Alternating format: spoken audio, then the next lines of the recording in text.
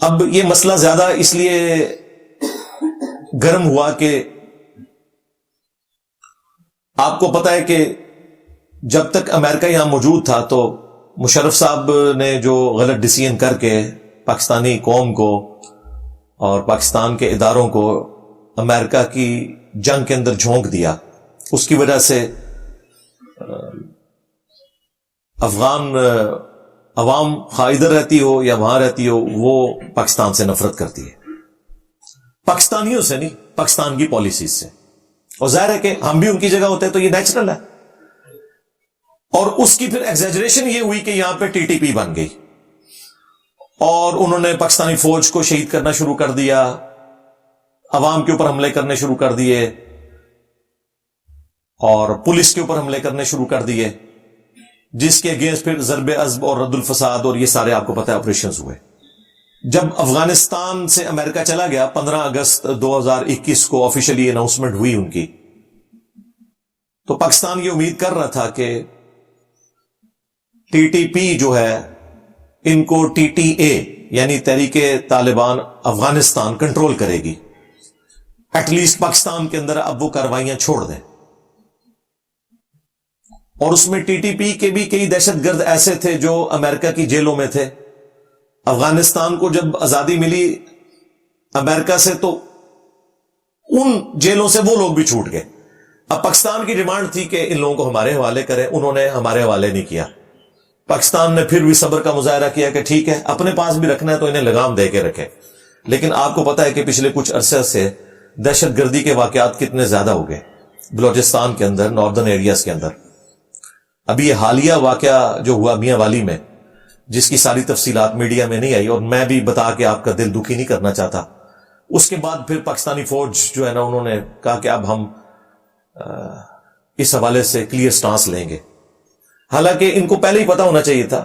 دیکھیں افغان امور کے جو ماہر ترین صحافی ہیں نا پاکستان میں، بلکہ میں کہتا ہوں پورے سب کانٹیننٹ میں، وہ سلیم صافی صاحب ہیں. آپ پچھلے 10 سال کے ان کے جتنی بھی گفتگو اٹھا کے دیکھیں، وہ پہلے دن سے یہ کہہ رہے ہیں کہ ٹی ٹی اے اور ٹی ٹی پی میں کوئی فرق نہیں ہے، ایک ہی سکے کے دو رخ ہے. کیونکہ ٹی ٹی پی تو بنی اس بنیاد کے اوپر تھی کہ افغانستان کے اندر امریکہ کیوں آیا اور پاکستانی فوج نے ان کا ساتھ کیوں دیا. تو یہ کیسے ہو سکتا تھا کہ ٹی ٹی پی اور ٹی ٹی اے ایک دوسرے سے الگ ہوں؟ وہ افغان طالبان کی سپورٹ میں پاکستان سے لڑ رہے تھے.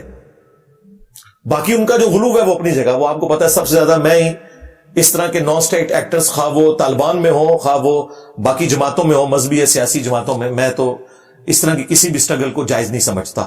میں اس دور میں بھی جائز نہیں سمجھتا تھا جب ہماری اسٹیبلشمنٹ نے ان کو گود میں لے کے جہادی تنظیمیں بنائی ہوئی تھیں اور کشمیر میں جہاد ہو رہا تھا. میں تو اسے بھی فراڈ سمجھتا تھا کہ یہ ہمارے گھاٹے فٹ ہوگا. اور میری ویڈیوز ریکارڈ ہے، یہ نہ سمجھے کہ میں زبانی کلامی باتیں کر رہا ہوں.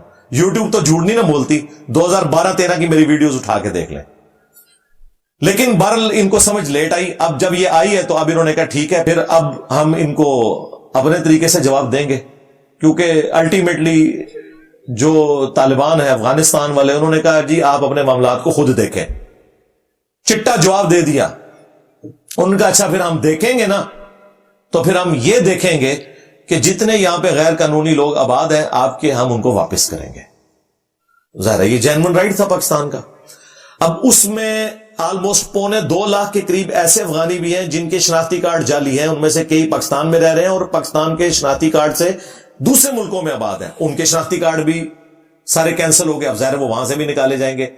اسی وجہ سے افغانیوں کے دل میں پاکستانیوں کے لیے یا پاکستان کی گورنمنٹ کے لیے نفرت آئی. لیکن یہ آغاز جو ہے نا وہ ٹی ٹی اے کی طرف سے ہوا ہے، یعنی تحریک طالبان افغانستان. انہوں نے ٹی ٹی پی کے مسئلے میں پاکستان کا ساتھ نہیں دیا. تو اس کے اگینسٹ پھر یہ میاں والی والا جو واقعہ، اس نے تو ایک سمجھ لیں ایک آخری جو ایک کوئی تھوڑا بہت کوئی رشتہ تھا نا ایک دھاگے سے بندھا ہوا، وہ بھی توڑ دیا. اب فوج نے بالکل کلیئر کٹ ڈیسیژن کر لیا اور یہ اس میٹنگ کا 95% ایجنڈا تھا جو تمام مکاتب فکر کے علماء کو آرمی چیف نے بلایا ہوا تھا. اب یہ آپ کو علماء کرام باہر تو یہ سارے بڑے بڑے قد کاٹ والے علماء ہیں، مفتی منیب الرحمان صاحب ہوں، مفتی تقی عثمانی صاحب ہوں، باقی لوگ ہوں. ادھر ان کی باتیں سنیں، اندر کسی کی آواز بھی نہیں چین والی نکلی.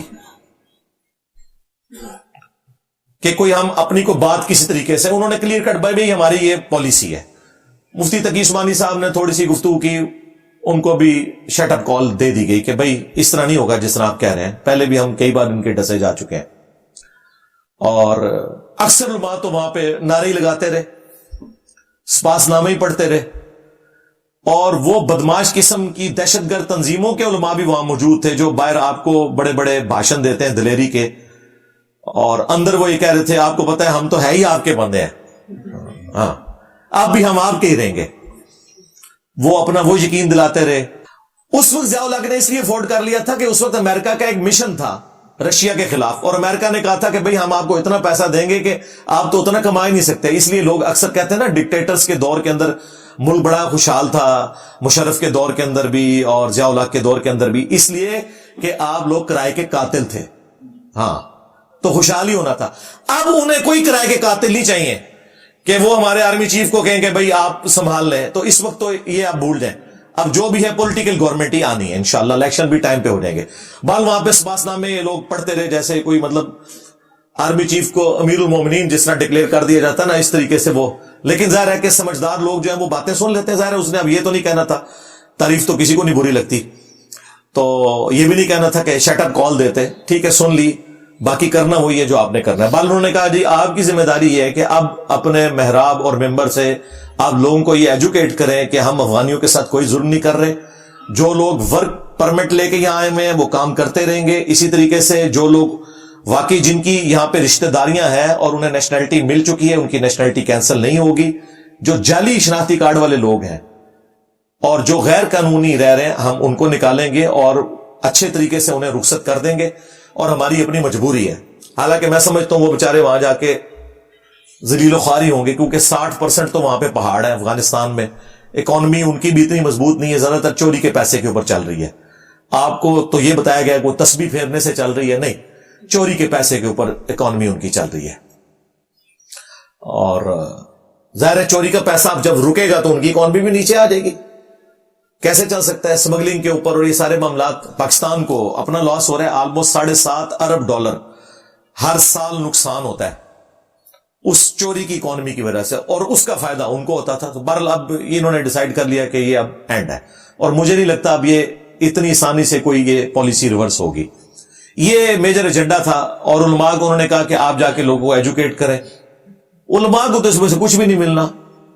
تو میں نے انہی علماء میں سے کچھ علماء سے جب پوچھا, انہوں نے کہا ہمارا دماغ خراب ہے کہ ہم جا کے محراب اور ممبر سے یہ باتیں کریں, اور کسی نے بھی نہیں کرنی. ظاہر ہے کہ جو میجر لوگ بیٹھے ہوئے ہیں بیچ میں وہ تو دیوبندی فرقے کے لوگ ہیں, وہ کب بھی افغانیوں کے بارے میں بات کریں گے. وہ خود طالبان کے بینیفیشری ہیں اور طالبان ان کے بینیفیشری ہیں, وہ بھی نہیں بات کریں گے. بریلوی کہنے کے بالکل ٹھیک ہو رہا ہے نا دیوبندیاں نال, ٹھیک ہے. اور شیعہ تو بیچارے ویسے ہی ضیاء الحق کے سنی شیعہ وار کے ڈسے ہوئے ہیں, ان کو تو اسٹیبلشمنٹ سے ویسے ہی کوئی ہمدردی نہیں ہوتی اس اعتبار سے, کیونکہ وکٹم رہے ہیں اس اسٹیبلشمنٹ کے جس میں شیعہ کا قتل عام ہوا ضیاء الحق کے دور کے اندر. اور اہل حدیث تو بیچارے ویسے ہی وہ تو ساڑھے تو بھی تھوڑے نے, انہوں نے تو گور تھی کوئی نہیں. تو یہ اینڈ ریزلٹ اس کا یہ تھا جی. باقی آخری 5 منٹ تسی دند کٹ رہو, تھوڑی بھی گل ہوئی ہے اتنے. آخری 5 آپ سمجھ لیں پرسنٹ جو گفتگو تھی نا, وہ سیاسی جماعتیں جو فوج کے خلاف سوشل میڈیا کے اوپر ایکٹیو ہیں, ہاں, جو کی بورڈ واریئرز ہیں, ان کے بارے میں ان کا بالکل کلیئر کا سٹانس ہے کہ کسی کو نہیں چھوڑیں گے, اور وہ آپ کو نظر بھی آ رہا ہے. اور دیکھیں میں اپنے سٹوڈنٹس کو, چونکہ ہمارے سٹوڈنٹس میں تو زیادہ تر بچارے وہ بچے بچونگڑے ہی ہیں نا, ان کی عمریں بھی اتنی نہیں, وہ بچارے اتنے میچور بھی نہیں ہیں. میں یہ سمجھا رہا تھا جب سے خان صاحب نکلے تھے کہ یار آپ نے بڑی احتیاط سے چلنا ہے. اگر اس وقت اس احتیاط کو فالو کیا ہوتا تو 9 مئی کا واقعہ نہ ہوتا. 9 مئی کا جو واقعہ ہے یہ فیسیلیٹیٹ ضرور ہوا ہے نہ نظر آنے والی قوتوں کی جانب سے, لیکن کرنے والے لوگ جو یوز ہوئے ہیں نا وہ نظر آنے والے لوگ ہیں.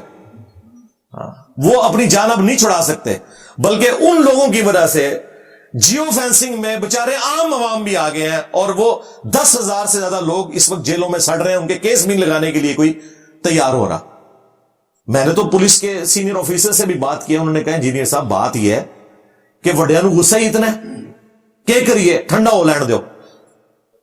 چند ایک لوگ چلے، کوئی جن کے پاس پیسہ تھا وہ پاکستان کا جو ایک سسٹم کی خرابی ہے اس کی وجہ سے چھوٹ گئے، زیادہ تر تو بیچارے وکیلوں کی فیس بھی نہیں دے سکتے، بے قصور لوگ ہیں اندر.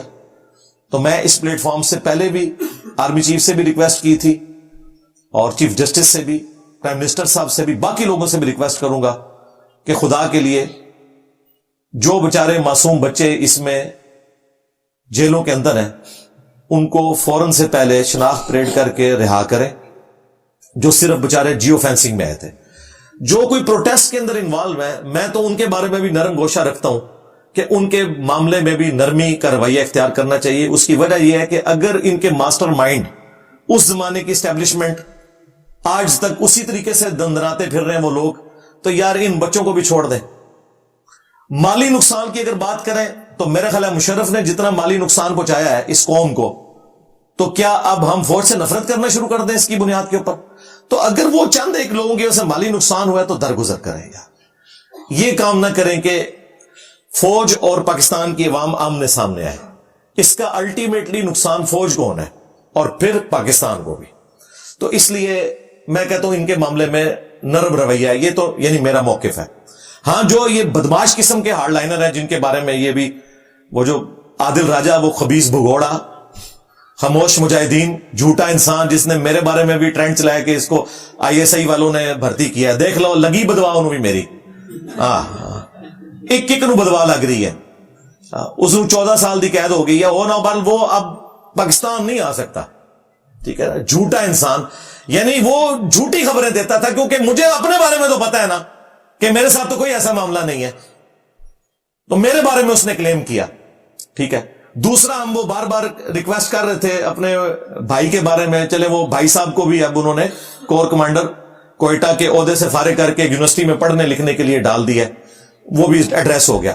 لیکن جو اصل دو بندے ہیں ریٹائر ہو کے باہر بیٹھے ہوئے ہیں، ٹھیک ہے، پاکستانی عوام کا منہ چڑھا رہے ہیں، ان کے بارے میں بھی کوئی فیصلہ ہونا چاہیے. اور اگر ان کے بارے میں فیصلہ نہیں ہوتا تو بیچارے جو یہ سیاسی لوگ ہیں ان کو چھوڑ دیا جائے. یہ انہوں نے کوئی بندوق تو نہیں اٹھائی ہوئی ہے، زیادہ سے زیادہ کوئی کسی نے کوئی حرکت کی ہے تو کوئی مالی نقصان کر لیا ہوگا، لیکن جانی نقصان تو کسی نے نہیں کیا. تو یہ نفرتیں ختم ہونی چاہیے، سیدھی سی بات ہے. بہرحال اس وقت تو اسٹیبلشمنٹ غصے میں، اور ظاہر ہے انہوں نے تو اپنا 9/11 ڈکلیئر کر دیا ہوا ہے 9 مئی کو، اور ظاہر واقعہ بھی بہت بڑا تھا. خان صاحب سے بھی شروع میں تو غلطی ہوئی نا، انہوں نے اڑتا تیر بغل میں لے کے کہا کہ جی مجھے پکڑیں گے پھر یہ تو ہوگا. بھئی یہ کہنے کی کیا ضرورت ہے؟ یہ آپ نے اپنے منہ سے ایک ایسی بات نکال دی. بعد میں بے شک آپ کنڈیم کر رہے ہیں، لیکن وہ شروع میں جو مسئلہ مس ہینڈل ہوا ہے وہ انہوں نے پکڑا ہوا ہے کہ جی یہ دیکھ لیں اس کے پیچھے یہی ہے. تو اس میں کچھ ان سے بھی مس ہینڈلنگ ہوئی ہے، لیکن الٹیمیٹلی میرے خیال ہے پاکستانی فوج کو پاکستان کی عوام کی فوج ہونا چاہیے، کسی سیاسی جماعت کی فوج نہیں ہونا چاہیے. یہ اصل مسئلہ ہے.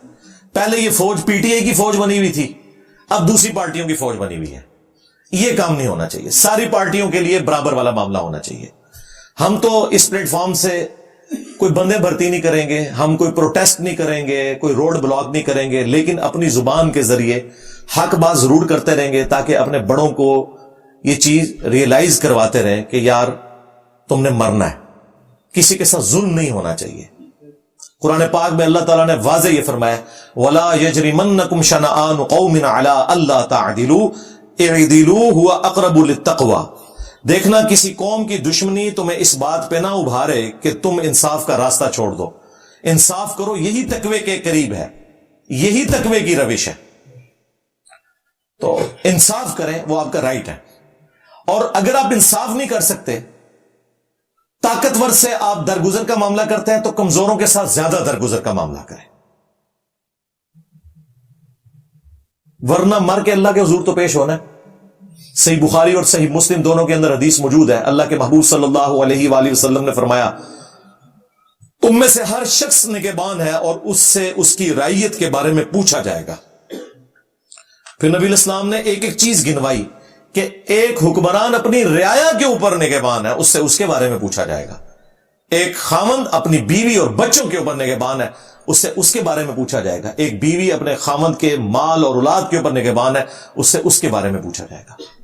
اور حکمرانوں کے بارے میں تو اتنی اسٹانشنگ حدیث ہے بخاری اور مسلم دونوں میں نبی صلی اللہ علیہ وآلہ وسلم نے فرمایا کہ سب سے برا گڈریا اگر کوئی ہو سکتا ہے نا تو وہ ہے جو حکمران ہو اور انصاف نہ کرے. ایسا شخص جنت کی خوشبو بھی نہیں پائے گا جو حکمران تھا اور اس نے انصاف نہیں کیا. جنت میں جانا تو دور کی بات, خوشبو بھی نہیں پائے گا. اچھا, یہاں پہ لوگوں کو شوق بڑا ہے شیروانی پہننے کا, ہاں جی, اسی طریقے سے وہ گونے پہننے کا جو ججوں نے پہنی ہوتی ہیں, اس طریقے سے یہ فوجیوں کے بیج لگوانے کا, لیکن پتہ نہیں کہ اس کے ساتھ ہمیشہ کی ناکامیاں یا کامیابیاں جڑی ہوئی ہیں. اگر انصاف کیا تو وہ بخاری مسلم میں حدیث ہے, 7 لوگوں کو اللہ کے عرش کا سایہ نصیب ہوگا قیامت کے دن, جس دن کوئی اور سایہ نہیں ہوگا. ان میں پہلا شخص وہ ہے جو عادل حکمران ہوگا, عدل کرنے والا. یہ جج جو ہے نا دنیا میں, یہ اللہ کی کرسی پہ بیٹھے ہوئے, اگر انصاف کریں گے سب سے پہلے یہ لوگ جنت میں جانے والے ہیں. اور اگر یہ ناانصافی کریں گے تو ان کو اللہ کے عذاب سے بچانے والا کوئی نہیں ہے. یعنی جو بھی ڈومیننٹ پوسٹ ہے, خواہ وہ جج ہوں, جرنیل ہوں, پرائم منسٹر ہوں, سب سے بڑھ کر تو پرائم منسٹر چونکہ وہ عوامی نمائندہ ہے, وہ سب سے پہلے اکاؤنٹیبل ہے. اسی لیے تو دیکھیں سیدنا عمر نے خالد ابن ولید کو آرمی چیف کے عہدے سے وہ اتار دیا تھا, کیونکہ وہ بعض اوقات امیر المومنین کی انسٹرکشنز کا انتظار کیے بغیر اگلی ایکٹیویٹی پرفارم کرتے تھے. حضرت عمر نے کہا کہ نہیں, جو بھی تم ایکٹیویٹی پرفارم کرتے ہو الٹیمیٹلی میں اللہ کے حضور پکڑا جاؤں گا. تمہاری کسی ایکٹیویٹی جو غلط بھی ہو جائے میں اللہ کو کیا جواب دوں گا.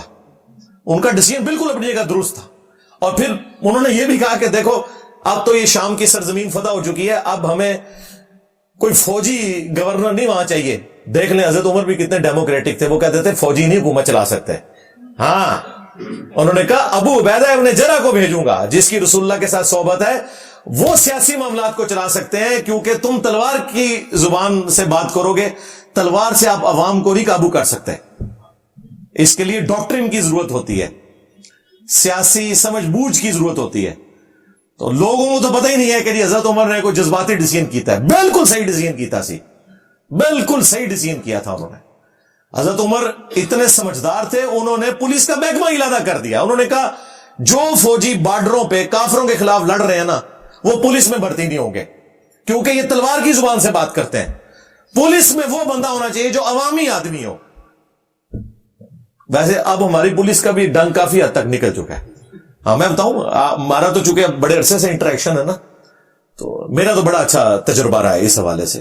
کافی حد تک اب پڑھے لکھے نوجوان بچے آ رہے ہیں اور وہ ان ٹریننگ بھی بڑی اچھی ہو رہی ہے. پہلے بھی ہوتی تھی لیکن وہ اس ماحول میں آگے خراب ہو جاتے تھے, لیکن اب کافی بہتری آ رہی ہے. جب سے ڈاکٹر عثمان صاحب آئے ہیں انہوں نے تو وہ سارے کا سارا ایک سلسلہ, ایک پڑھا لکھا بندہ آیا, کافی بہتری وہ لے کے آئے, لیکن ابھی بھی بہت بہتری کی ضرورت ہے. لیکن یہ حضرت عمر کا ویژن دیکھیں کہ فوجی کوئی پولیس کی ڈیوٹی نہیں کرے گا, کیونکہ پولیس میں وہ بندہ ہونا چاہیے جو گفتگو کر کے اگلے بندے کو قائل کر سکے, یہ نہیں کہ بات بات پہ اسلحہ نکال لے. تو یہ ہمارے بڑوں کا ایک ویژن تھا. تو ہم ظاہر ہمارے لیے تو رول ماڈل خلفائے راشدین ہی ہے نا, جنہوں نے اتنی بڑی بڑی حکومتیں چلائی ہیں بڑی کامیابی کے ساتھ, اور دنیا سے اس حال میں گئے ہیں کہ انہوں نے اس سسٹم سے کوئی بینیفٹ حاصل نہیں کیا. اسی طریقے سے چٹائی پہ زندگی گزری ہے اور دنیا سے چلے گئے اور دنیا میں اپنا نام چھوڑ کے گئے. رضی اللہ عنہم اجمعین وعلیہم السلام اجمعین, آمین. تو ہم وقتاً فوقتاً ان چیزوں کو اس لیے ہائی لائٹ کرتے ہیں کہ تاکہ بڑوں تک ہماری آواز پہنچتی رہے اور وہ اس اعتبار سے سوچتے رہے کہ ہم سے کوئی ایسا غلط کام نہ ہو کہ اللہ کے حضور ہماری پکڑ ہو جائے. واعظین کا کام یہی ہے, ہمیں نبی الاسلام نے یہی سکھایا, کنتم خیر امت اخرجت للناس تأمرون بالمعروف وتنہون عن المنکر وتؤمنون باللہ. تم بہترین امت ہو اس لیے کہ تم لوگوں کو نیکی کی طرف بلاتے ہو اور برائی سے روکتے ہو اور اللہ پر ایمان لاتے ہو. ایمان بعد میں ذکر کیا, نیکی کا حکم اور برائی سے روکنا پہلے ذکر کیا. تو یہ واعظین کا یہی کام ہے کہ وہ اپنی زبان سے کم از کم برائی کو روکیں گے. حکمران کا کام ہے وہ ہاتھ سے روکے گا. وہ صحیح مسلم میں حدیث ہے, نبی صلی اللہ علیہ وآلہ وسلم نے فرمایا کہ ہو سکے تو اپنے ہاتھ سے برائی کو روکو, جو حکمرانوں کا کام ہے, جن کے ہاتھ میں سلطہ ہے, گورنمنٹ ہے. ہاتھ سے نہیں روک سکتے تو زبان سے روکو, جو واعظین کا کام ہے. زبان سے بھی نہیں روک سکتے تو کم از کم دل میں برائی کو برا سمجھو. لیکن ساتھ ہی فرمایا ذالک اضعف الایمان, یہ پھر ایمان کا سب سے کمزور درجہ ہے, دل میں برا جاننا. یہ کمزور سا دھاگا ہی ہے, اس لیے ایٹ لیسٹ زبان سے روکنا چاہیے. ہمارے استاد ڈاکٹر اسرار صاحب رحمہ اللہ کہا کرتے تھے گونگے شیطان نہیں بننا چاہیے, کم از کم زبان ضرور کھولو. اور اس طرح کا زبان کھولنا, کسی کو نصیحت کرنا فائدہ دے دیتا ہے. بعض اوقات کوئی بات انسان کی پھنسی ہوئی ہوتی ہے تو وہ نکل جاتی ہے کہ یار نہیں, واقعی سوچنے کی ضرورت ہے کہ یہ ہم کیوں کر رہے ہیں, ہمیں یوں نہیں کرنا چاہیے, تو یہ فائدہ ہوتا ہے.